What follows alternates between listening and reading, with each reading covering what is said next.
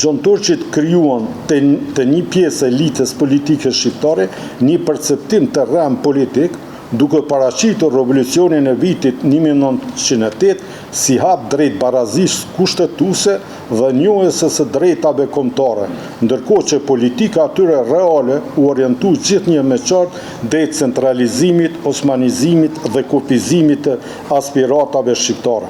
Në këtë kontekst shqyrtohet nëse kjo mbështetje ishte në përputhje me synimet afatgjate të lëvizjes kombëtare shqiptare apo në kundërshtim me to, si dhe me çfarë masa ajo ndikoi në zhvillimet politike që quhen në përplasje të mëmëshëm ndërmjet shqiptarëve dhe regjimit Gjon Turq. Kjo vepër trajton një nga periudhat më vendimtare të historisë sonë moderne, vitet 1908-1912, kur lëvizja shqiptare përmes organizimit politik, kryengritjeve të armatosura, veprimit kulturor dhe angazhimit diplomatik, u shndërrua gradualisht në një projekt të qartë shtetformues. E mbështetur në një korpus të pasur burimesh arkivore, dokumentare dhe historiografike, monografia sjell një kontribut të rëndësishëm për studimet historike shqiptare dhe për kuptimin e proceseve që quan drejt shpalljes së pavarësisë së Shqipërisë.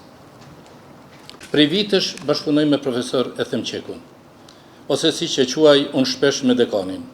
Gjatë saj kohë kam pasur rastin të njoh jo vetëm studiusin, po edhe njeriun e përkushtuar pas kërkimit shkencor. Profesor Qeku është një personalitet i veçantë në kuptimin më të mirë akademik dhe njerëzor të fjalës. Profesor Qeku është ulëmtues këmbgulës, kërkuesi pa lodhur i burimeve dhe vëzhguesi mpreft i detajeve që shpesh u shpëtojnë syve të tjerëve. Sepse shumë mund të shikojnë, po pak arrin të shohin.